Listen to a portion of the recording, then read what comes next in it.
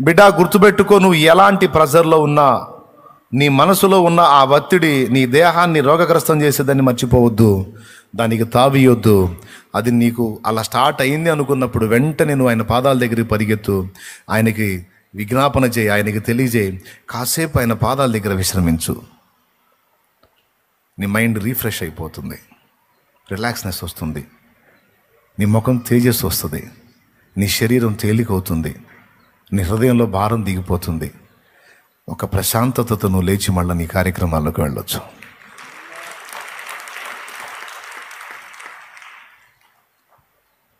అలా చేయకుండా ఒత్తిడిని అలానే కంటిన్యూ చేసావంటే ఆల్రెడీ పారంపర్యంగా ఉన్న జబ్బులే గాక క్రొత్త సమస్యలు కూడా నీకు ఎంటర్ అయ్యి, అది కిడ్నీ మీద పడవచ్చు, లివర్ మీద పడవచ్చు, బ్రెయిన్ మీద పడవచ్చు, హార్ట్ మీద పడవచ్చు.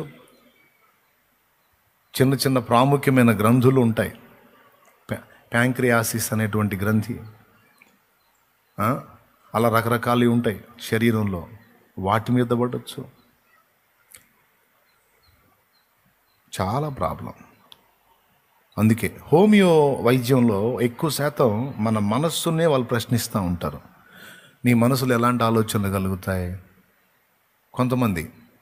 కొంతమందికి అసలు ప్రస్తుతం ఏ ప్రాబ్లమ్స్ ఉండవు. విచిత్రమైన ప్రాబ్లం అండి వీళ్ళది. ఏనండి, ప్రస్తుతానికి ఏ ఒత్తిళ్ళు ఉండవు, వాళ్ళకి ఏ ప్రాబ్లం ఉండదు, అంత మంచిగా జరుగుతుంటుంది, అయినా ప్రెజర్ అవుతారు.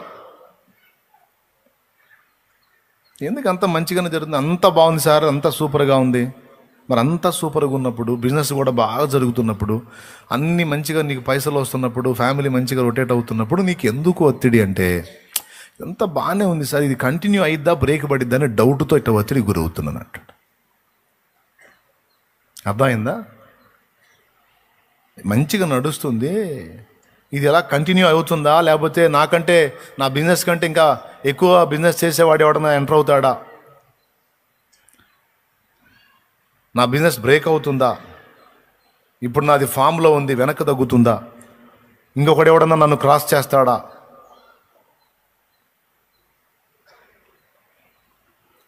అందరికంటే బాగా సంపాదించినోడు అంబానీ అంటారు కదా. పాప అంబానీ కూడా ప్రశాంతత ఉండదు. అంబానీ అదానీ గురించి ఆలోచిస్తుంటాడు, లేకపోతే వాడు వీడిని గురించి, అది వీడు వాడిని గురించి, ఒకడు ఇంకొకటి గురించి ఆలోచించి ఎవడికి మనశ్శాంతి ఉండదు. అది భూమి మీద మనిషి బతుకు. ఏమన్నా అర్థమైందా నేను చెప్పేది?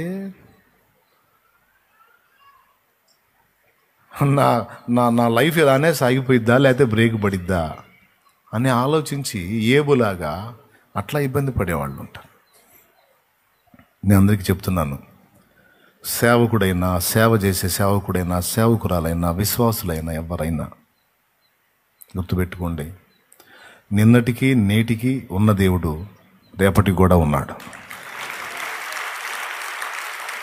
నిన్న కాచినవాడు నేడు కాస్తున్నవాడు రేపు కూడా కాచుకుంటాడు. గనుక మనసుని నువ్వు ఎలా డిజైన్ చేసుకుంటున్నావో, మనసుని ఎలా సిద్ధపరచుకుంటున్నావో ఒక్కసారి చూసుకో. అన్న నాకు ఈ ప్రాబ్లం ఉందన్నా, చిన్నదానికే ఒత్తిడికి గురైపోయి ఆలోచిస్తూ ఉంటాను, వెంటనే నేను ఇక దుఃఖంలోకి వెళ్ళిపోతాను, ఒత్తిడికి గురవుతాను, నాకు ఉందన్న ఈ లక్షణం అన్నోళ్ళు యథార్థంగా చేయొద్దండి. విరుగుడు చెబుతా. అందుకు నాకుందన్న ఊరికనే తీవ్రమైన ఆలోచనలోకి వెళ్ళిపోతాను, చిన్నదానికి ప్రెజర్ అవుతానండి.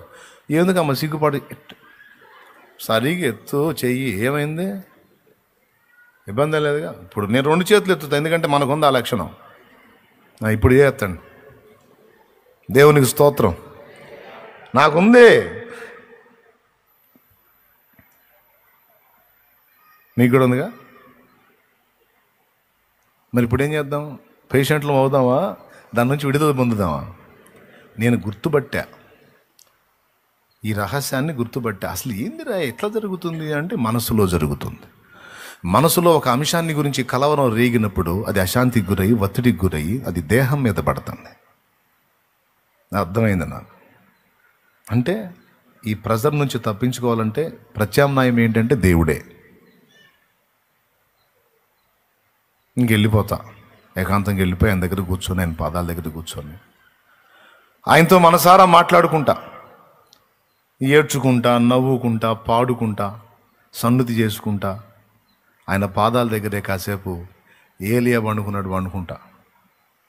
నా తెలియదు, నువ్వే చూసుకోవా, నేను తట్టుకోలేనని. ఆయన కృప చూపి సేద తీర్చి వెన్ను తట్టి ఏదో తెలియదు ఆయనకి చెప్పుకొని కాసేపు ఆయన పాదాల దగ్గర ఉంటే ఎక్కడ లేని ధైర్యం, ఎక్కడ లేని ఉత్సాహం, ఎక్కడ లేని ప్రోత్సాహం నేను అనుభవించా చాలాసార్లు. అయ్యలారా, ఇందాక ఇచ్చిన పిలుపులో కొంతమంది 3 భాగాలు చేయెత్తారు, 1 భాగం చేయెత్తలేదు. కానీ అందరూ ఏడుపదే నాకు తెలుసు. మీరు షో చేసినా నేను తెలుసుకోలేనంత తిక్కలో నేను కాదులే. కానీ ఏమి అందరూ ఏడుపదే, చెప్పినట్టు చేయండి. చేస్తారా? ఏం చేస్తారు? ఆలోచించండి. మొదలతో బిళ్ళలు మింగాల్సి వచ్చింది, ట్యాబ్లెట్లు. ఆలోచనలొద్దు, చింతలొద్దు. మీలో చింతించుట వలన ఎవడు తన ఎత్తు మురుడు ఎక్కువ చేసుకుంటాడు అన్నాడు. అందరికున్న సమస్యలు నీకున్నాయి అన్నాడు లేఖనంలో. శోధనతో పాటు దాన్ని తప్పించుకునే దారి కూడా నా తండ్రి వేస్తాడని దేవుడు తన గ్రంథంలో రాయించి పెట్టాడు. ప్రియులారా, మీరు చెప్పండి, మనసులో కలిగేటువంటి భయాలకి, ఆందోళనకి, ఒత్తిళ్ళకి శరీరం మార్పు చెందుతుందా లేదా? తాడును చూసి పాము అనుకున్నప్పుడు ఎలా మారింది శరీరం? పరిగెత్తలా ఏం లేదు, గుండె వేగం పెరిగింది, బాడీ అంతా చెమటలో పట్టేసి. అది పాము కాదు తాడని అర్థమైనప్పుడు మనసు ఎప్పుడైతే తేలికైందో బాడీ కంట్రోల్లోకి వచ్చింది. అది నేను చెప్తూ, నీకు వచ్చిన జబ్బు కూడా తగ్గిద్ది. నీకున్న సమస్యలు, నీకున్న ఒత్తిళ్ళని గురించి నువ్వు ప్రెజర్ అవ్వటం మానేసి దేవునికి అప్పచెప్పి నువ్వు దేవునిలో ఆనందించగలిగితే, దేవునిలో ప్రశాంతంగా ఉండగలిగితే, దేవుని యందలి విశ్వాసాన్ని బట్టి నెమ్మది పొందగలిగితే వచ్చిన జబ్బులు కూడా వెనక్కి తిరగకపోతే అప్పుడు అడుగు. అది ఏదైనా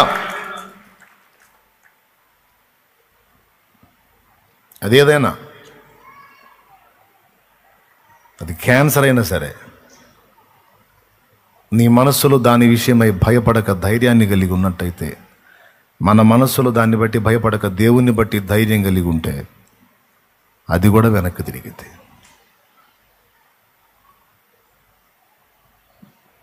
కానీ ఎంతమంది ఈ మాటల్ని సీరియస్గా తీసుకొని సాధన చేస్తారు? తీసుకుంటే ధన్యులు, తీసుకోపోతే పేషెంట్లు. నేనే ప్రార్థన చేయాల్సి వచ్చి చేసే దేవుని చేస్తాను, లేదన్నా నేను జాగ్రత్త పడతానంటే మర్యాదగా ఈరోజు నుంచి మారు మనసు పొందు, దడ ఆయాసం తగ్గించుకో, చిన్నదానికి పెద్దానికి ఈ వదిలే. ఇది మీ 100% మీ మంచి కోరే చెప్తున్నాను నేను. మరి మీకు ఏమనిపిస్తుందో నాకైతే తెలియదు. 100% మీ క్షేమాన్ని, మీ ఆరోగ్యాన్ని, మీ ఆయుష్ని, మీ ఆశీర్వాదాన్ని, మీ నెమ్మదిని, మీ ప్రశాంతతను కోరి చెప్తున్నాను. నేను మనుషులను చూపించి భరోసా, లేదా డాక్టర్లను చూపించి భరోసా, లేదా మందులను చూపించి భరోసా, టెక్నిక్స్ని చూపించి భరోసా ఇవ్వట్లా. దేవుని పాదాలు చూపించి భరోసా ఇస్తాను. నా తండ్రి పాదాలు చూపించి భరోసా ఇస్తాను. అక్కడుంది మా నీకు విశ్రాంతి అని.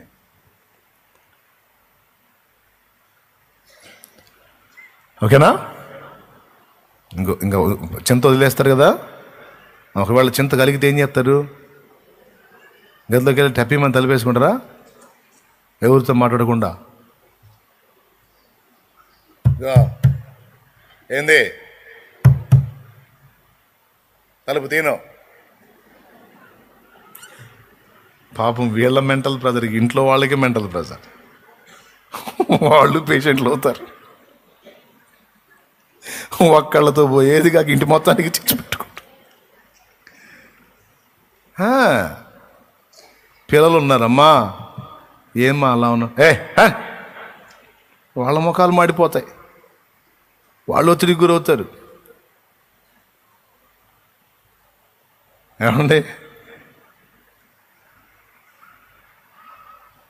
మనం ప్రార్థన చేసాం యేసయ్య నాతో మాట్లాడని.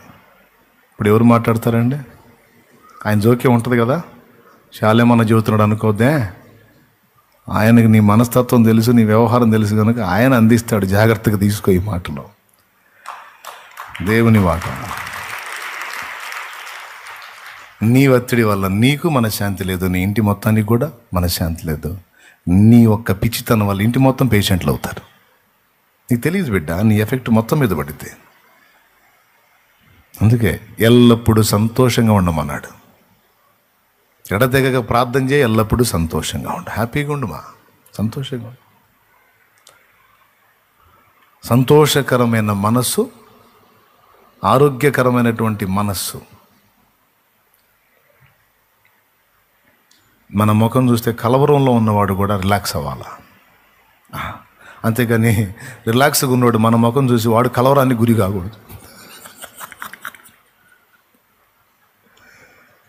ఏమండి, మా ఫ్యామిలీ అనుకుంటారు, అట్ట చెబుతున్నాడు మీకు, ఇంట్లో మా అందరికీ దడలు కమ్మేటట్టు చేస్తాడు. ఆటబట్టియడానికి నేనేం ఇది కాను. నాకు లోడ్ హెవీ అయిందంటే నాకుంది దారి. అమ్మో, నేను ఆయనతో అనుసంధానం కాకపోతే, ఆయన పాదాలు నేను పట్టుకునే అలవాటు నాకు లేకపోతే ఎప్పుడో పిచ్చి హాస్పిటల్లో చేరను. నా రథములేవి పైన తిరుగుచున్నవి అనుకుంటా, ఆడ పైకి చూసేవాడిని నేను ఎప్పుడు. అస్సలు చూస్తా, ఏమన్నా లాగ్గలిగిద్దా పడి చూస్తా, అబ్బో ప్రెజర్ అవుతుందంటే ఆయన పాదాలు.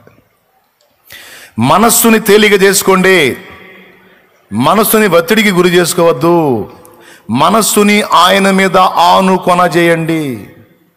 ఎవని మనస్సు లేక ఎవని హృదయము నీ మీద ఆనుకొనునో వానిని అశాంతి గలవానిగా చేయదు అన్నాడా. అబ్బో, మళ్ళీ సగం శాంతి కూడా కాదంట, పూర్ణ శాంతి. బా, ఏం మాట అది. తన ప్రియుని మీద ఆనుకొని వచ్చుచున్న ఈమె ఎవరన్నాడు పరమగీతంలో.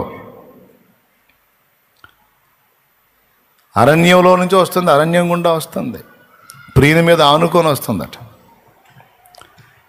ఎక్కడుందండి? యెషయాలో ఉంది. ఎవని హృదయమా మనసా? చూడండి ఏముందో.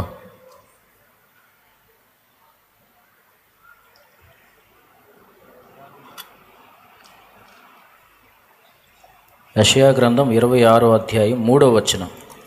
ఎవని మనస్సు నీ మీద ఆనుకొనునో, ఏం మాట అండి అది, వానిని నీవు పూర్ణ శాంతి గలవానిగా కాపాడుదువు.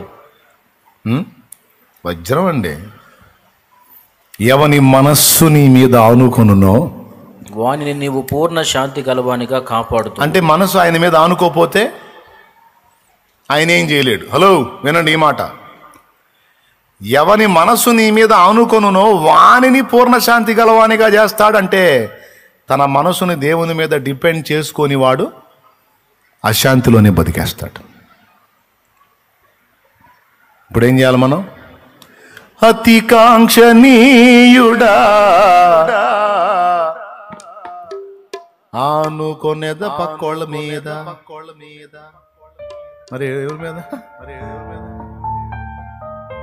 ఎవరి మీద? ఏం మాట అండి. అరణ్య యాత్రలోనా నా దాగు చోటు నీవే. నలువైపుల నుండి సమస్యలు నన్ను తరుముతూ వస్తే నేను దాక్కునేది ఎక్కడో తెలుసా యేసయ్యా? నీలోనే. నలువైపుల నుంచి ఒత్తిళ్లు నన్ను కమ్మి నన్ను మృంగా నన్ను వెంటబడినప్పుడు నేను దాక్కునేది ఎక్కడో తెలుసా? నీలోనే. నా దాహార్తి తీర్చుకునే చోటేదో తెలుసా? నీ పాదాలే. అరణ్య యాత్రలోనా నా దాగు చోటు నీవే, ఆ నీటి ఊట నీవే. అతి కాంక్షణీయుడా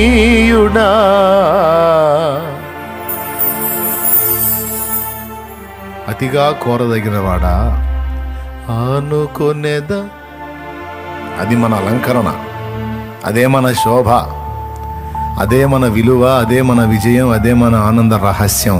ఆయన మీద ఆనుకోవటం.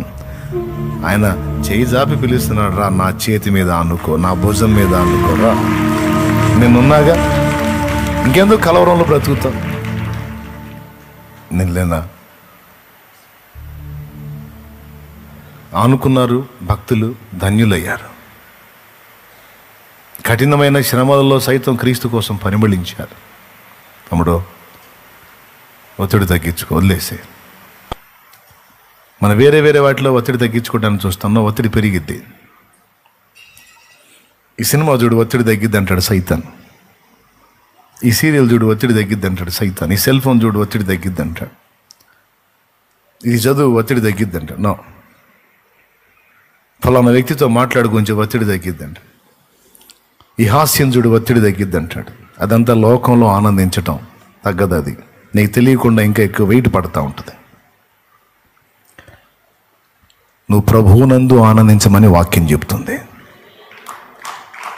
ప్రభువునందు ఆనందించమని వాక్యం చెబుతుంది. అలాగా ఆయన దగ్గర, ఆయన పాదాల దగ్గరికి చేరి ఆయన నువ్వు ఆయన ప్రశాంతంగా గడిపితే నీ బరువంతా దిగిపోయేది. అందుకు సోదర ప్రార్థన తోట ఏర్పాటు చేసింది. పేషెంట్లు ఆరోగ్యవంతులు అవుతారు ఆ క్లైమేట్లోకి వెళ్తే, ఆ ప్రశాంతతలోకి వెళ్తే. చెట్టుకు ఒక అరుగు కట్టించిన కారణం అదే. ప్రతి చెట్టు కింద ఉన్న అరుగు మీద కూర్చొని ప్రతి ఒక్కడు తనతో పాటు ప్రభువును కూర్చోబెట్టి ప్రభువుతో కూర్చుంటాడు. కాసేపు సేద తీరుతాడు, రిలాక్స్ అవుతాడు, మానసికంగా కొంచెం సిద్ధపరచబడతాడు. ఒంటరిగా దేవునితో మాట్లాడుకుంటాడు. స్త్రీ అయినా పురుషుడైనా. అందుకే ఏర్పాటు చేశాను దేవుని మందిరం. అందుకే మనం ఆయన్ని కలుసుకోవటానికి. ఎందుకు ఇంత కీలకంగా చెప్పానంటే ఉన్న రహస్యం అంతా అక్కడే ఉంది, మనస్సులోనే ఉంది. 10 కాలాలు బతికి సేవ చేయాలన్నా, పెందలాడి సావాలన్నా మనసులోనే ఉంది. అది నీ చేతుల్లోనే ఉంది. నువ్వు దాన్ని ఎలా మౌల్డ్ చేసుకుంటావో నీ ఇష్టం. అయిపోయింది.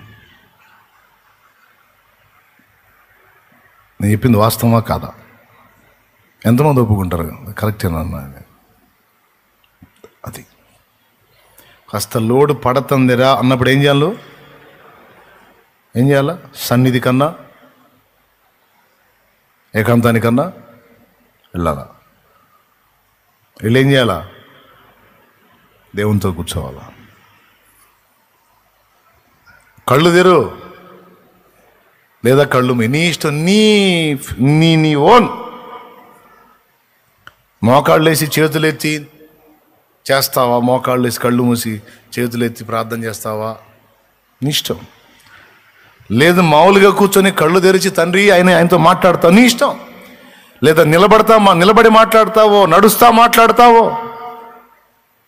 లేదా అనువైన చోట దేవాలయంలో సాష్టాంగపడి అబ్రహాములాగా మొర్ర పెడతావు, హనోకులాగా నడుస్తావో దేవునితో. నీ ఇష్టం నాన్న, నీ ఇష్టం. కానీ ఒక్కటి, నువ్వు ఆయన్ని కలుసుకోవాలి.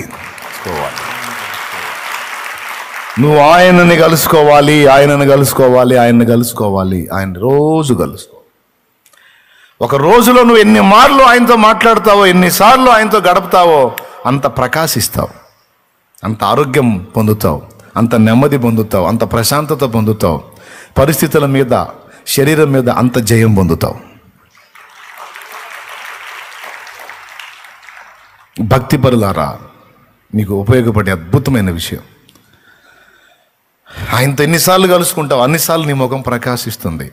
అన్ని జనులు నీ ముఖం చూసినప్పుడు నువ్వు సువార్త చెప్పటం కాదు, నీ ముఖంలో ఉన్న ఆ ఆనందం, ఆ సంతోషం, ఆ కళను చూసే పరిగెత్తుతారు దేవుని పాదాల దగ్గరికి. వాళ్ళు ఎన్ని పూసుకున్నారో అదంతా కళ. రోజులో సగం పూట బ్యూటీ పార్లర్లో కూర్చున్నారు, అది ఆ కళ.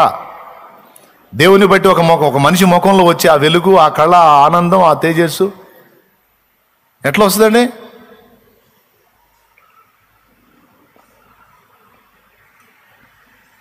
పాప కష్టపడి ఒక పూటంతా కూర్చొని ముఖం శరీరం సిద్ధం చేసుకుంటారు కదా, చేసుకున్న కాడ నుంచి టెన్షన్ స్టార్ట్ అవుతుంటుంది. ఇదంతా పోయింది కదా, మళ్ళీ పోయింది కదా, మళ్ళీ పోయింది కదా.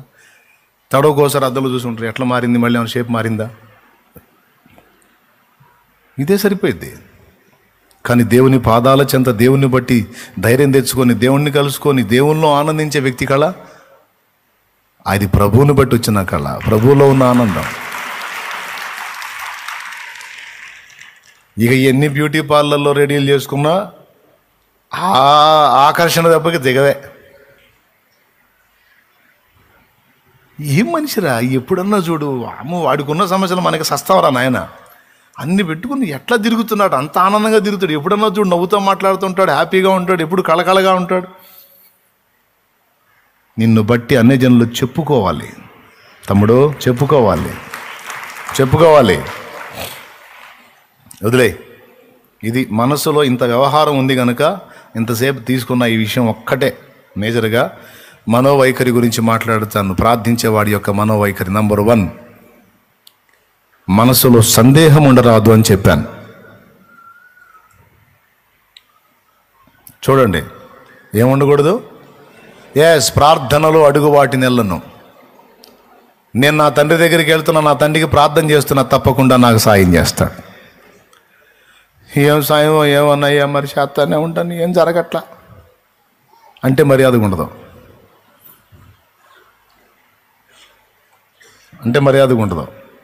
ఖచ్చితంగా జరగదు. అది కాదు నీ నోట రావాల్సిన మాట. నేను నా తండ్రికి చెప్పాను, అయిద్దంతే. ఒకటే మాట, నేను నా తండ్రికి అప్పచెప్పా, నా తండ్రికి రోజు అప్పచెబుతున్నా. ఇంకా చెప్పాలంటే ఒక రేంజ్లో కాదు, డబల్ రేంజ్లో అయింది.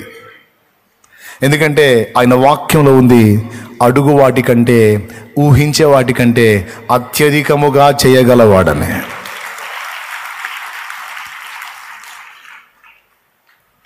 రాజు దగ్గరికి వెళ్ళేటప్పుడు ఏమనుకుని వెళ్ళాడు తెలుసా? రాజుని 100 అడుగుదాం, రాజు కదా, 200 ఇస్తాడు, మరి 100 ఇడు కదా. రాజు రేంజ్కి తగ్గ 200 ఇస్తాడు. అడిగింది ఎంత? అనుకున్నది ఎంత ఇస్తాడని? రాజు దగ్గరికి పిలిచి 20,000 ఇచ్చాడు. దాన్ని ఏమందాం? అడుగు వాటికంటే ఎంత ఇస్తాడని ఊహించిన దానికంటే అత్యధికముగా. 100 ఏడా, 200 ఏడా, 20,000 ఏడా? చెయ్యలేడా? నేను అనుభవించా. అడుగు వాటికంటే, ఊహించే వాటికంటే అత్యధికంగా చేయగల దేవుని దగ్గరికి నువ్వు వెళుతున్నావు. ఒక మనుషుడే నీ అంచనాలకు మించి ఇస్తే ఆయన దేవుడమ్మా. నీ నోట ఈ మాట ఉండాలి తమ్ముడా. అది నేను అడిగింది కొంచెం, ఆయన ఇస్తాడు అనుకున్నది కొంచెం, కానీ వాటికి మించి చేస్తాడు నా దేవుడు. మరి ఏది అంటాడు ఒకడు? సందేహరావులు ఉంటారులే, మిస్టర్ సందేహరావు. కదిలితే చాలు అంత డౌట్లే, వాళ్ళు బతుకంతా డౌట్లే. చెప్పాలా? ఏది ఆగు అంటుండాలి నువ్వు, అంతే. ఏది ఆగు, ఆగితే ఆగి చూస్తే ఇస్తాడ్రా, పిచ్చోడా, ఇస్తాడ్రా. ఆయన సృష్టికర్తరా. ఏది ఎట్లా అనేది నీకు నాకు ప్రశ్న రా. ఆయన ఎట్లయినా చేయగలడు అమ్మా. ఎట్లా అంటే నీకు నాకు ఎట్లా? మరి ఎట్లా చేశాడమ్మా మట్టి బొమ్మని? ఎట్లా ఊదాడమ్మా ఊపిరిని? ఎట్లా చేశాడమ్మా ఈ తోలు బొమ్మకి నీ తెలివితేటలో?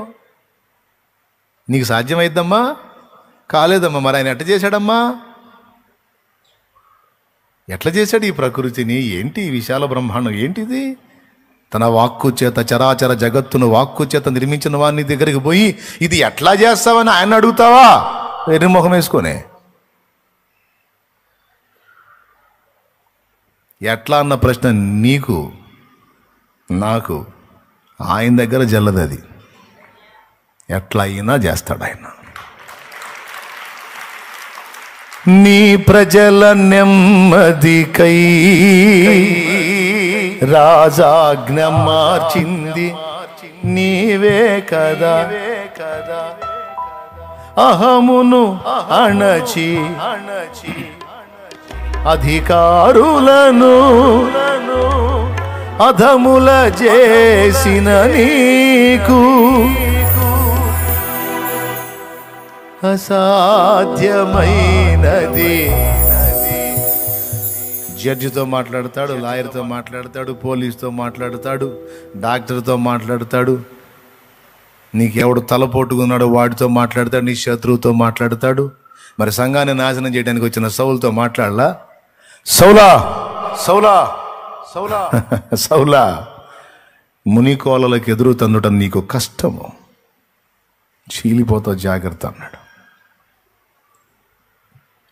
లాబానో లాబానో లాబానో, నా యాకోబుతో మంచియే గాని చెడ్డయే గాని మాట్లాడావా నీవు చస్తావు అన్నాడు. సమాధానంగా పోయాడు లాబాను. నేను సంపుదామని వచ్చాడు. ఫరో ఫరో ఫరో ఫరో, ఎంత ధైర్యంరా నీకు? నా దాసుడైన అబ్రాహాం భార్యను తీసుకొచ్చి ఇంట్లో పెట్టుకుంటా ఉన్నావు, సస్తావు. నాకు తెలియదయ్యా, పిల్ల కబురు పెట్టు, ఇచ్చి పంపించు. అయ్యా ఆయన భార్యతో పాటు నా దగ్గర ఉన్న ఇంకో మనిషిని కూడా అప్పచెబుతానయ్యా, దండం పెడతాను, నేను చేయొద్దయ్యా. అభిమేలకు, ఎవరు అభిమేలకు? నువ్వు సస్తావు దేవా. ఎవరుంటా నువ్వు తీసుకొచ్చి పెట్టావు? నా దాసుడు, నా సేవకుడు, నా స్నేహితుడు రా అబ్రాహాము, నా ప్రవక్త. నీవు నీ ఇంట చేర్చుకున్న స్త్రీ నా ప్రవక్త భార్య. ఎంత ధైర్యం రా నీకు? రాజు అయితే నువ్వేం ఇదనుకుంటున్నావా? ఆమె విషయమై నీవు చచ్చిన వాడవు సుమి, దేవా. ఇట్టి నీతి గల జనమును హతము చేయుదువా? నాకు తెలియదయ్యా. చెల్లెలని చెప్పాడయ్యా, ఏమో తక్కువ తినలా. అన్నని చెప్పిందా? లేకపోతే నేను అంత దుర్మార్గుడిని కాదయ్యా, నేను ఎట్లా తెచ్చుకుంటాను? అందుకే నా ఇళ్లలో అన్నీ ఇంత దారుణాలు చేస్తున్నావు, మా అందరి ఇళ్లలో ఇంత దారుణాలు జరుగుతున్నాయి, ఎందుకైనా నీకు దండం పెడతానయ్యా, అవును పంపిస్తానయ్యా. పంపించు, అతనికి అప్పగించు, అతడు నీ కొరకు ప్రార్థన చేస్తాడు. అతడు నా ప్రవక్త. ఊరుకోడు, నీ పక్షంగా రాజులతో మాట్లాడతాడు, అధికారులతో మాట్లాడతాడు, చక్రవర్తులతో మాట్లాడు. వాడు ఎవడైనా సరే, నాసికారంధంలో జీవవాయువు కలిగిన వాడు ఎవడైనా సరే, నీ శత్రువైనా సరే, వాంతో నా తండ్రి మాట్లాడతాడు. నీకు చేతగాంది ఆయనకి చేత కాదు అనుకుంటావా? నీలాగా దేవుణ్ణి ఊహించుకుంటావా? కాబట్టి ఇప్పుడు చెప్పు, దేవుని దగ్గరికి వచ్చినప్పుడు అరాకొర విశ్వాసంతోనా, లేకపోతే ఇంకా ఎక్కువే? ఏది మరి అన్నోడికి చెప్పు, ఆగు. ఏది ఆగు? ఆగితే ఉంది. ఎంత? అడిగిన దానికంటే, ఊహించిన దానికంటే అత్యధికంగా చేస్తాడు. నాకుంది విశ్వాసం. అందులో బ్యాలెన్స్ మిస్ అవ్వకూడదు. ఏందో నేను కూడా చూస్తున్నా, మరి ఎందుకన్నా చేయలే, మరి ఏమో ఆయన ఇష్టం, చేస్తాడో లేదు అన్నావా పోయిద్ది. ఆ డైలాగే రాకూడదు నీ నోట. నేనైతే ప్రార్థన చేశా, మరి ఇక ఆయన ఇష్టం, మరి ఇక ఆయన చేస్తే చేస్తాడు, లేకపోతే లేదు అన్నావా పోయిందే. అసలు ఆ మాటే రాకూడదు. నేను అడిగా, ఆయనకి విన్నపం చెప్పా, తప్పకుండా తగిన కాలమందు ఆయన సహాయం చేస్తాడు. నాకు కన్ఫర్మ్, రిపోర్ట్ రాసేసా. ఇది నిజం, నేను చెప్పలా, అక్కడుంది. మార్కు 11లో ఏం చదివావు? మీరు ప్రార్థనలో అడుగు వాటి నెలను పొందేశాను, అంతే. పొందుతావు కూడా కాదు, పొందేశా. అంతకుముందు ఇటు పక్కనే తుమ్మ చెట్లు ఉన్నాయి. అటు చూపించి ఏమన్నాను? ఏం కనపడుతుంది మీకన్నా? ఈ ఉన్న జనాభాలో ఒకరు తుమ్మ చెట్లు అన్నారు. అంటే ఏం కనపడుతుంది? తుమ్మ చెట్లు అన్నారు. విశ్వాస నేత్రాలతో చూడండి అన్నాను. మందిరం కనపడుతుంది. ఇప్పుడు ఏమైందో చూడండి. అక్కడ ఏమైంది అదంతా? ఇప్పుడు ఇటు చూడండి, ఏం తుమ్మ చెట్లు కనపడుతున్నాయా? అది విశ్వాస నేత్రాలతో చూడు, చూడు చూడు చూడు. ఇంతవరకు చాలంటే చూడొద్దు. ఇది ఆడ సరిపోతుందన్న మనకి జాలదంటే అటు చూడు మళ్ళీ చూపు చూడండి, అటు చూడండి ఏం కనపడుతుంది, మొత్తం 2 ఎకరాల నారాది. చూడక చూపు యేసునామంలో. హల్లెలూయా. విశ్వాస నేత్రాలతో చూడు.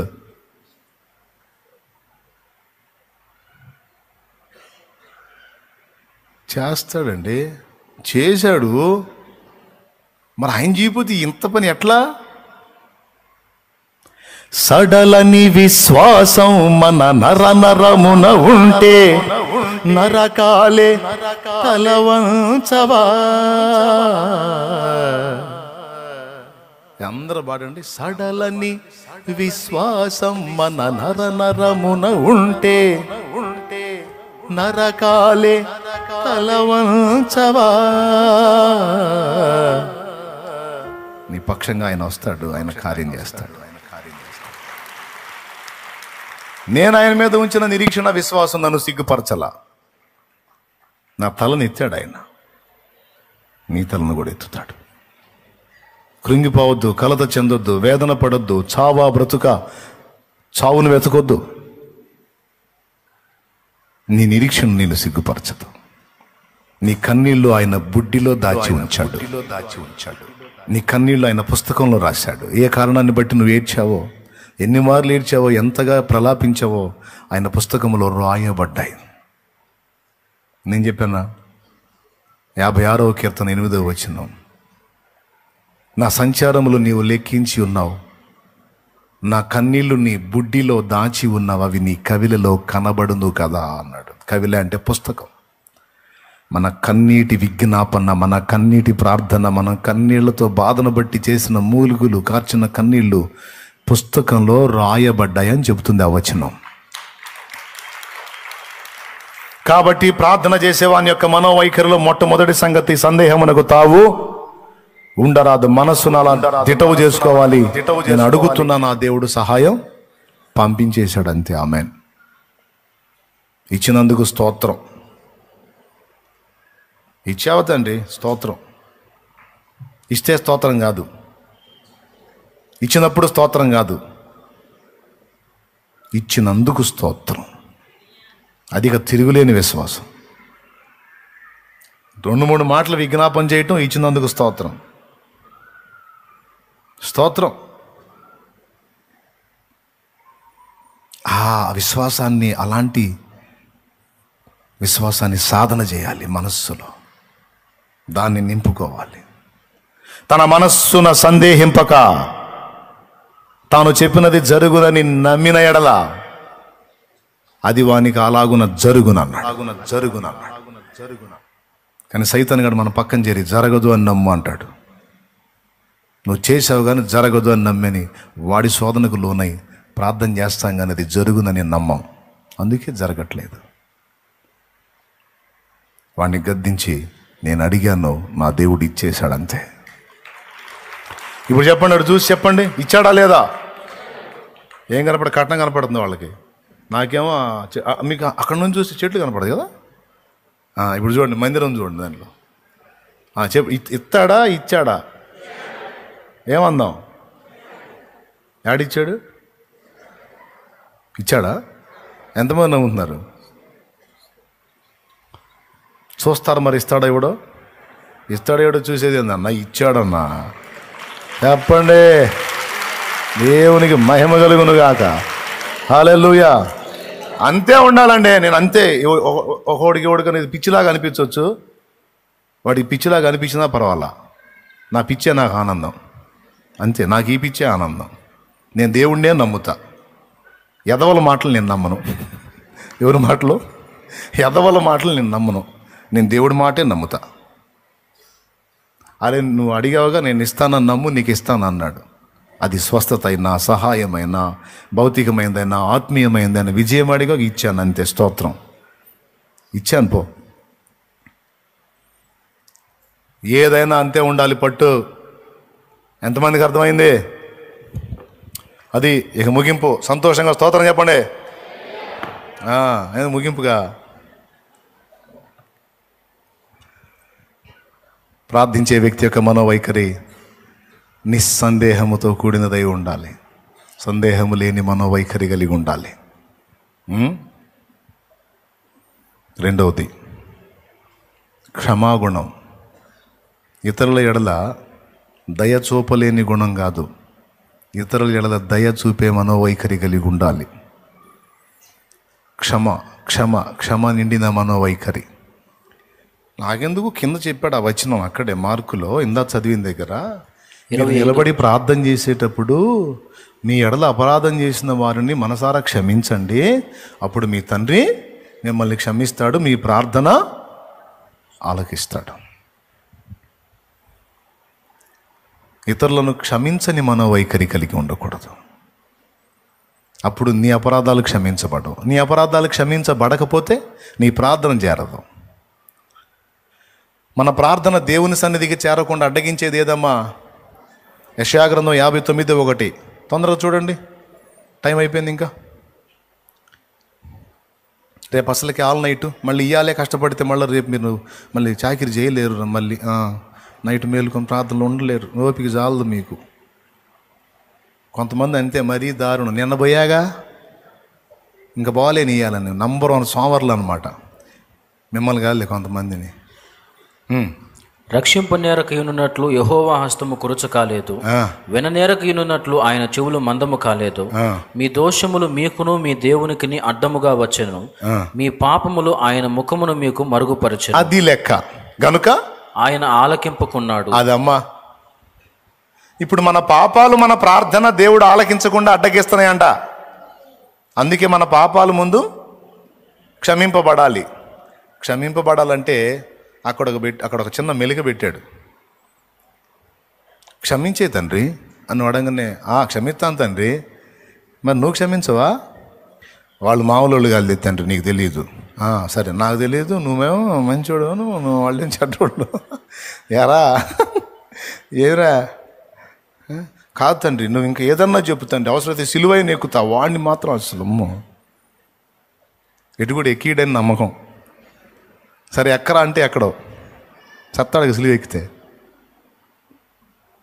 అరే నువ్వు సిలువ ఎక్కినంత పుణ్యం, వాని విషయంలో నీ అహాన్ని సిలువై నువ్వే తగ్గించుకో, పోనీలే అనుకో, క్షమించు, నువ్వు క్షమించబడతావు. నువ్వు క్షమించబడితే నీ ప్రార్థన నాకు వినపడిద్ది.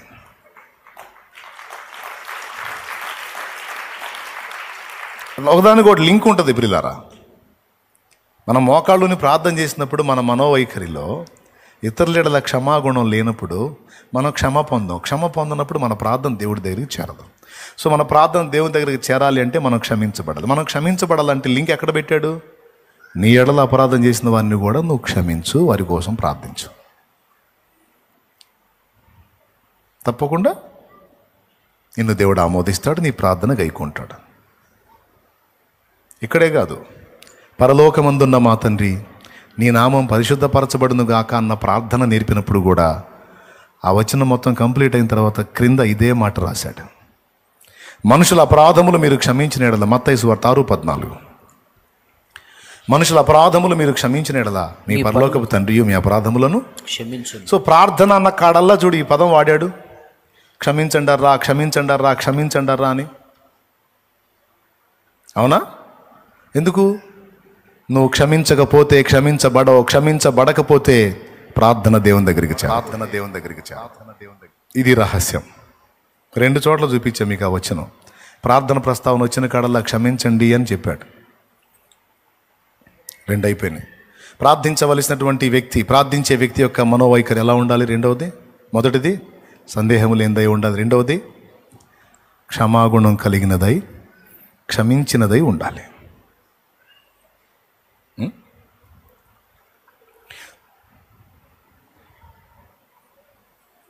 మూడవది, ప్రార్థించేటువంటి వ్యక్తిగా ఉన్న నువ్వు ప్రార్థించే నీ మనోవైఖరి ఎలా ఉండాలంటే స్వార్థంతో కూడిందై ఉండకూడదు.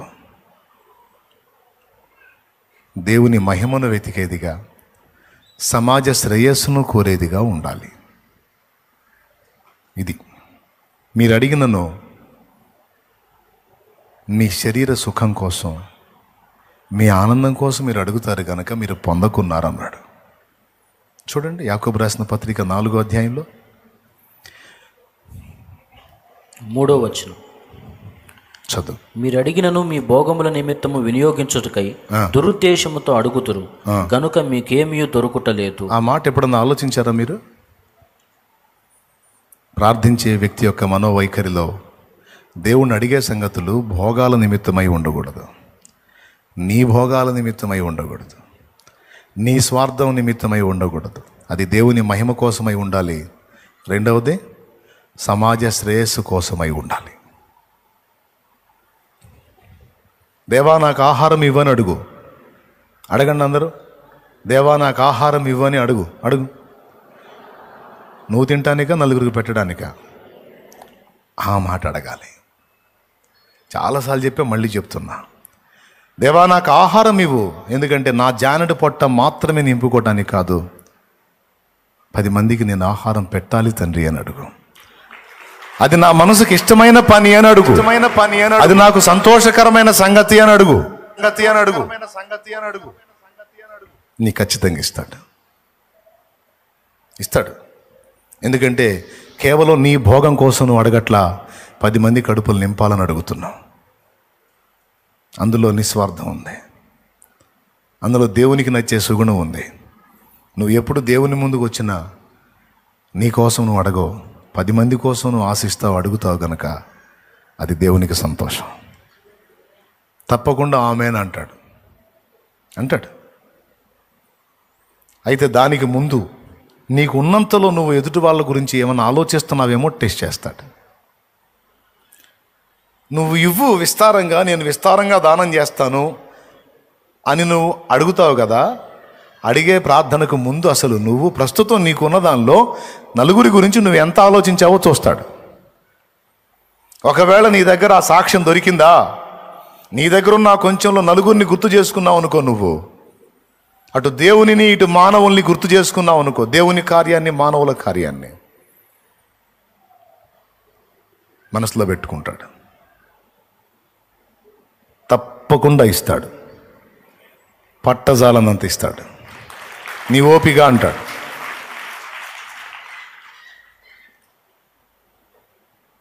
కానీ కేవలం మెతుకుపోతే నా బతికే పోయిద్ది అన్నట్టు, నేను నా స్వార్థం, నేను నా వరకే అనే మనసు నీకుంటే నీకు దొరకదు అన్నాడు. నేను చెప్పలే, అక్కడ ఉంది చూడు. ఏముందాడా? మీరు అడిగినను మీ భోగముల నిమిత్తం వినియోగించుట. మీ భోగాల కోసం, మీ ఆనందాల కోసం, మీ సౌకర్యాల కోసం, మీ సౌఖ్యాల కోసం మీరు అడుగుతున్నారు. అందుకే మీకు దొరకదు. మరి ఎలా అడగాలి నాయనా? చెప్పవయ్యా, నువ్వే చెప్పు, ఎలా అడగాలి? మీ భోగముల నిమిత్తము గాక ప్రభు మహిమ కొరకు ప్రజాక్షేమం కోసం అడగండి, నేను చేస్తాను అంటాడు ఆయన. అది అడగాల్సిన వైఖరి. అది ప్రార్థించే వ్యక్తి యొక్క మనోవైఖరి ఇది ఉండాలి. ఏది ఉండాలి? తన కోసము గాక ఇతరుల కోసం ఆశించేదై ఉండాలి. దానికంటే ముందు ఉన్నంతలో ఇతరులకు సహాయం చేయగలిగే బుద్ధిని సాధన చేయాలి. అప్పుడు దేవుని కార్యాలు చూస్తావు. ఫస్ట్ మీరు గుర్తించండి ఒక్క మాట చివరిలో, ఫినిషింగ్ టచ్. బైబిల్ కూడా మూసేసా. సంతోషంతో చప్పట్లు కూడా దేవుని మహిమపరచండి.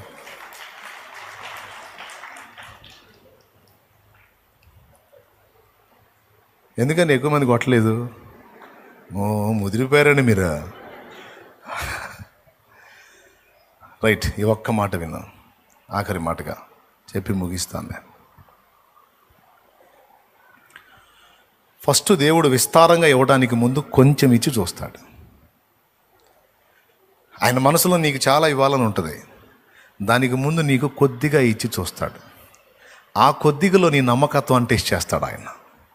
అక్కడ నువ్వు పాస్ అయ్యావనుకో, ఇక నువ్వు పట్టజాలనంత దీవెనిస్తాడు ఆయన. ఏ విషయంలోనైనా ఒకేసారి నువ్వు అడిగావని విస్తారంగా ఇవ్వడు ఆయన. ఫస్ట్ నీ మనసును టెస్ట్ చేయడానికి కొంచెము.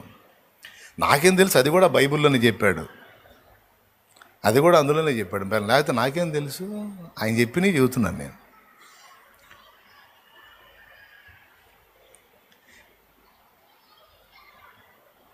10 పట్టణాలు ఇద్దాం అనుకున్నాడంట. 10 పట్టణాలు. ఎన్నాయా? 10 పట్టణాలు. ఒకటికి 10 పట్టణాలు ఇచ్చే ముందు 5 తలాంతులు ఇచ్చాడంట. లేదా 5 దేనారాలు అనుకో, 5 దేనారాలు అనుకో. ఇచ్చి నేను దేశాంతరం వెళ్తున్నాను, వచ్చేటప్పటికి వీటిని పెట్టుబడిగా పెట్టుకుని మరికొన్ని సంపాదించండి రా అని చెప్పి ఒకటికి 5, ఒకటికి 2, ఒకటికి 1 ఇచ్చి వెళ్ళాడు. కనీసం లాస్ట్ వాడికి 1 ఇచ్చాడు, అసలు ఇవ్వకుండా అయితే వెళ్ళాడు. కొద్ది కాలం తర్వాత రిటర్న్ వచ్చాడు. 5 పొందినోడు, ఎరా నీకు ఎన్ని ఇచ్చాను? నాకు 5 ఇచ్చావయ్యా. ఏమన్నా చేసావా? అయ్యా 5కి 5 ఒక 10 చేశాను అయ్యా. 10 రైట్. వాటిని అక్కడ పెట్టి తలాంతులా దేనారాలా 2 ఉన్నాయిలే, ఏదో ఒకటి.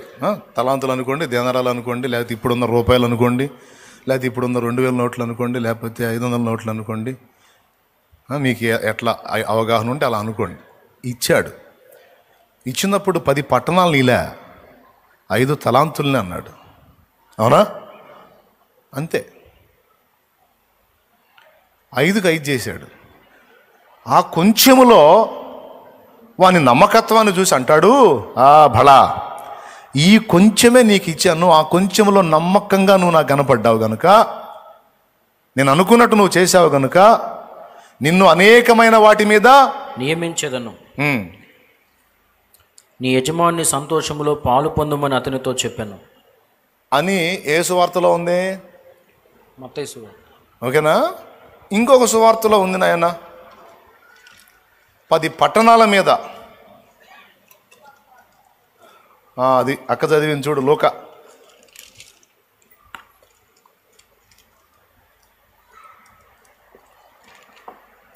నేను పట్టణాలు అన్నప్పుడు నువ్వు ఆడికి పోవాలి.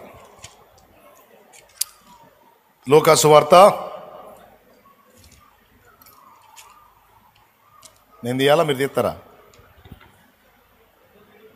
19వ అధ్యాయం 11 అంట, చూడండి.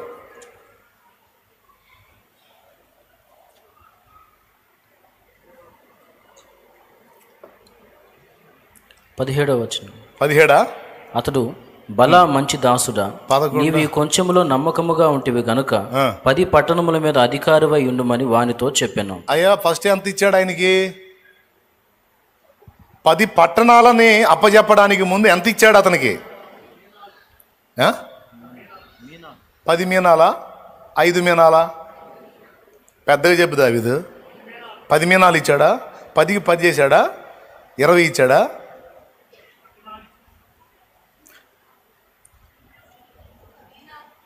మిమ్మల్ని కర్ర తీసుకొని కొట్టాలి. ఎన్ని మీనాలు ఇచ్చాడమ్మా? 10 మీనాలు ఇచ్చాడు. 1 మీనాకి 10 మీనాలా? నీకు దండం పెడతా, చదవండి నాయనలారా. 16వ వచనం చదువు. మొదటివాడు ఆయన ఎదుటికి వచ్చి, అయ్యా, నీ మీనాల వలన 10 మీనాలు లభించినని చెప్పగా 10 మీనాలు ఇచ్చాడు. 10 మీనాలు ఇచ్చాడన్న వచనం కావాలి నాకు. తన దాసులను 10 మందిని పిలిచి వారికి 10 మీనాలను ఇచ్చి, నేను వచ్చు వరకు వ్యాపారము చేయడని వారితో చెప్పాను. ఓకేనా? 12వ వచనం. 1 మరి అదేగా దావీదు చెప్పింది. 10 మీనాలకి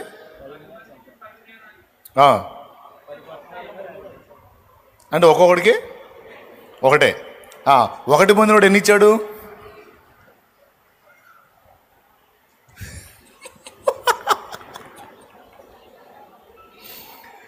కానీ ఆ 10 మీనాలు ఇచ్చేవాడు ఏమన్నాడు తెలుసా? నీ మీనా వలన అన్నాడా, మీనాల వలన అన్నాడా? నీ మీనా వలన, చూడండి, నీ మీనా వలన 10 మీనాలు లభించింది. సరిపోయింది కదా. మరి ఒక్కొక్కడికి ఒక్కొక్క మీనాకాడికి 10 మందికి 10 మీనాలు అంటే 1 మీనాన్నే ఇచ్చాడు.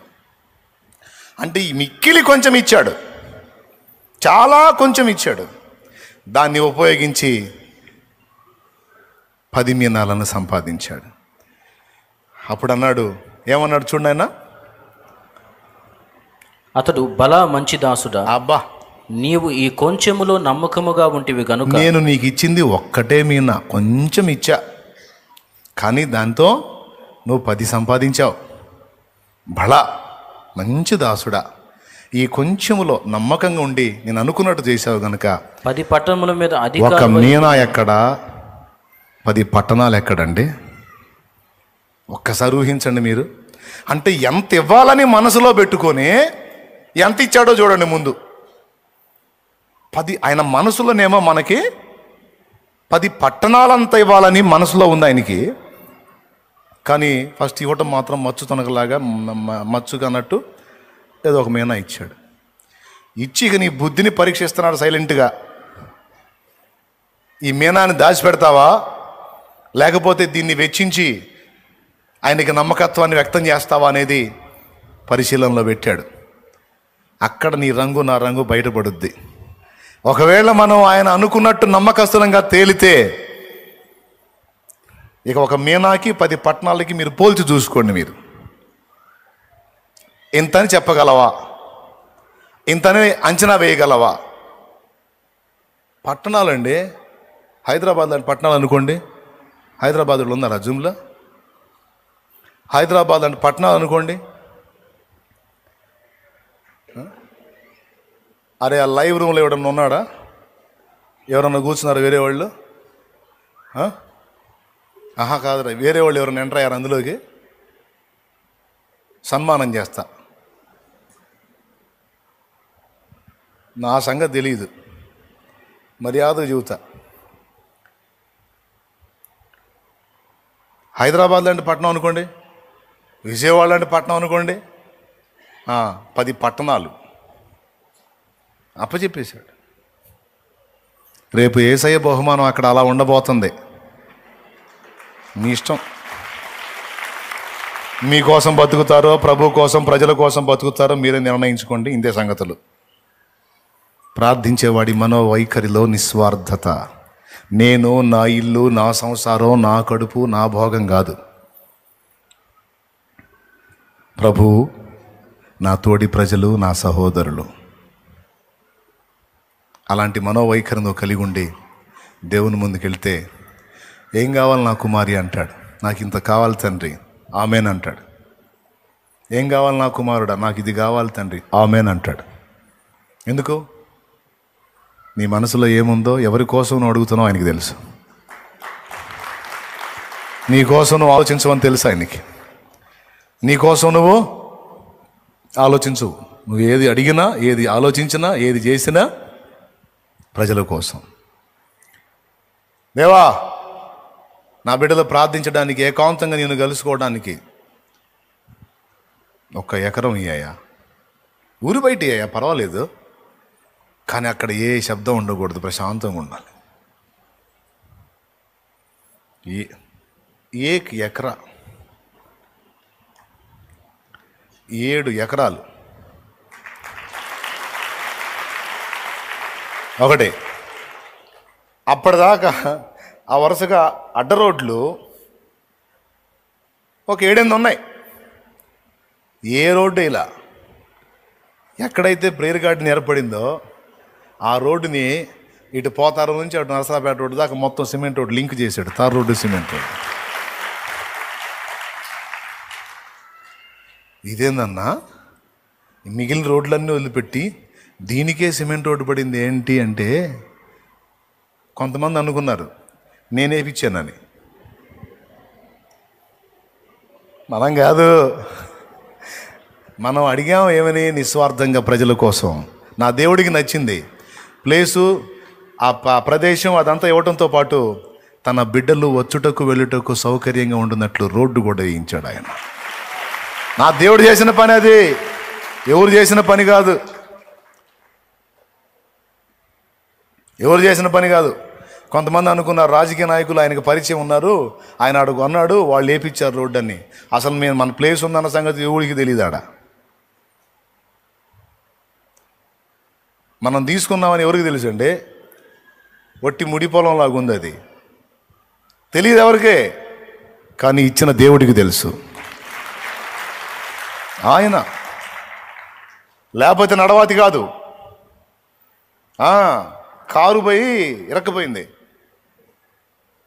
ఏడదాకా బురద పూసుకున్నా.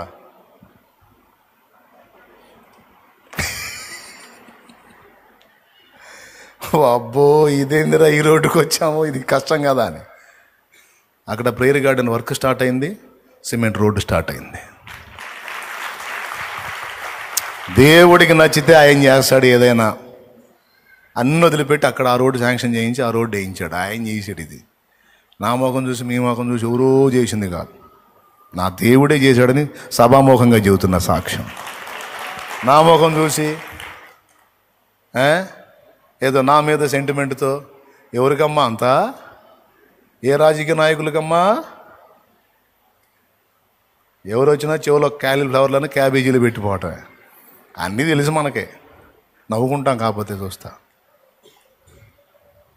లే ఇంకా లే పైకి లే. వస్తారు ఎవరు తిప్పల వాళ్ళే.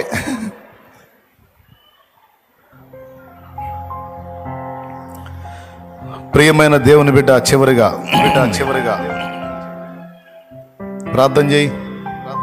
ఇది మొదలుకొని నీ మనసును అలా సిద్ధపరచుకో. 2 సంగతులు కీలకంగా చెప్పా.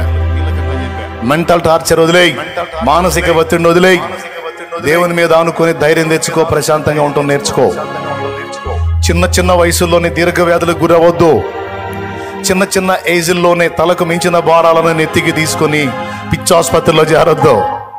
చిన్న వయసుల్లోనే ప్రాణాంతకమైన జబ్బులకు గురి కావద్దు.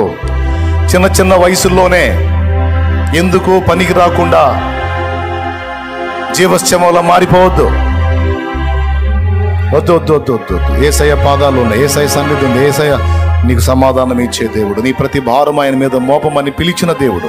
ప్రయాసపడి భారము మోయిచున్న సమస్త జనులారా నా యొద్దకు రండి. రా రా రా, లేకపోతే సస్తావు, లేకపోతే పోతావు, లేకపోతే అయిపోతావు, జబ్బు పాలవుతావు, లేకపోతే మానసిక వ్యధకు గురై రోగిష్టిగా మారిపోతావు. వద్దు, రా రా, నా దగ్గరకు రా, నేను నీకు విశ్రాంతిని ఇస్తానన్నాడు ఆయన. నా యొద్దకు వచ్చి నా కాడి మీ మీద ఎత్తుకొని నా యొద్ద నేర్చుకునుడి, అప్పుడు మీ ప్రాణములకు విశ్రాంతి కలుగును. నేను సాత్వికుడును, దీన మనస్సు గలవాడును, రమ్మని నా దేవుడు పిలిచాడు. నువ్వు చిన్న వయసు, ఇదేం పెద్ద వయసు, నువ్వు అప్పుడే ఎందుకంత ఒత్తిడికి గురవుతున్నావు?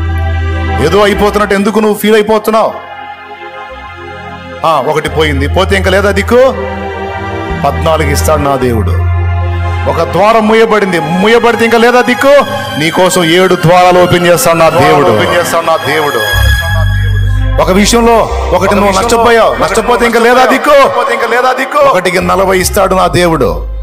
ఎందుకు కలత చెందుతున్నావు? ఎందుకు అధైర్యపడుతున్నావు? ఆలోచిస్తున్నావు, తిండి మానుకున్నావు, నిద్ర మానుకున్నావు, విశ్రాంతి కోల్పోయావు. పిచ్చిదానిలాగా ఎందుకు మారిపోతున్నావు? పిచ్చోళ్ళలాగా ఎందుకు మారిపోతున్నావు? తమ్ముడా, అవసరం లేదు, నా దేవుడు నీతో మాట్లాడుతున్నాడు. కలత చెందొద్దు, కలవరపడొద్దు. నీ మనసు అలా ఒత్తిడికి గురైనప్పుడు నా యొద్దకు పరిగెత్తు. నేను నీకు విశ్రాంతిని ఇస్తాను, నీకు నెమ్మదిస్తాను. నువ్వు అడిగిన దానికంటే, ఊహించిన దానికంటే ఉన్నతమైన కార్యాలు నీ కోసం సిద్ధపరిచాను. అవునేసయ్యా, నాకు నువ్వున్నావు. అనవసరంగా కలవరపడ్డాను, కలత చెందాను, నన్ను క్షమించు. ఇంకా నేను అలాంటి ఒత్తిడికి గురి కాను. ఒకవేళ ఏదన్నా ఒత్తిడి నన్ను టచ్ చేసినా నేను నీ పాదాలను ముట్టుకుంటాను, నీతో కూర్చుంటాను. ఏసయ్య, నీ దగ్గరికి వస్తాను. ఈరోజు నుంచి మనం నేర్చుకుందాం. లోడ్ పడుతుంది, బ్రెయిన్కి, మనసుకు లోడ్, ఒత్తిడి గురవుతుంది అంటే వెంటనే మనం తేరుకోవాలి. అంతేకాదు, ప్రార్థనకు మోకాళ్ళు వేసినప్పుడు సందేహాన్ని విడిచిపెట్టు. ఎవరిని క్షమించలేదు గుర్తు చేసుకొని మనసారా వారిని క్షమించు. వారు నీ దగ్గరకు వచ్చి క్షమాపణ కోరితే తప్పకుండా వారిని క్షమించు. 3వది, నీ స్వార్థం కోసం ఆలోచించువాకు. పరోపకారార్థం ఇదం శరీరం. దేవుని మహిమ కొరకు పరులకు ఉపకారం చేయటం కోసమే మన దేహం, జీవితం. ప్రభువా, నా స్వార్థం కాదు, 10 మందికి ఉపయోగపడే పని, 10 మంది కోసం తండ్రి. నువ్వు అడుగు, నువ్వేది అడుగుతావు అడుగు. వ్యాపారం అడుగుతావు, ఉద్యోగం అడుగుతావు, పని అడుగుతావు. కానీ అడిగేటప్పుడు నా ఒక్కడికి ఉద్యోగం నేను అడగట్లేదు తండ్రి, నాకు ఉపాధి నీవు, 10 మందికి నేను ఉద్యోగం ఇవ్వాలి తండ్రి అని అడుగు. 10 మందికి నేను పని ఇవ్వాలి తండ్రి. 10 మంది కుటుంబాలు అన్నం తింటుంటే చూడాలి తండ్రి. 10 మంది కుటుంబాలకు అన్నం పెట్టాలి. 10 మంది దీపాలు నిలబెట్టాలి. నన్ను బలపరచు, నన్ను ఆశీర్వదించు. నా కోసం కాదు, పరుల కోసం నన్ను ఆశీర్వదించు. నీ పని కోసం నన్ను ఆశీర్వదించు. నేను చదువుతున్నా, నాకు జాబ్ వచ్చేటట్టు చేయి. నా భోగాల కోసం కాదు, 10 మంది కోసం, నీ పని కోసం ప్రభువా. నువ్వు ఏది అడిగినా ఈ మాట ఉండాలి. ఈ మనోవైఖరి కలిగి ఈ 3 సంగతులు దృష్టించి మీరు దేవుని పాదాల దగ్గరికి వచ్చి అడిగారా, తప్పకుండా సహాయం చేస్తాం. అడిగినవన్నీ పొందేశావన్నాము. పొందుతానని కానీ ఎప్పుడో ఇస్తాడని కానీ కాదు, ఇచ్చాడు అంతే. ప్రార్థన అందరం ఏకీభవించి ప్రార్థన చేద్దాం. తలలు వంచి కళ్ళు మూసి. ఈరోజు నువ్వేం అడగాలనుకున్నావు అడుగు దేవుడిని. అది నీకు దేవుడు ఇచ్చాడని నమ్ము, విశ్వసించు. దేవుని కార్యాన్ని చూస్తావు. ప్రార్థన.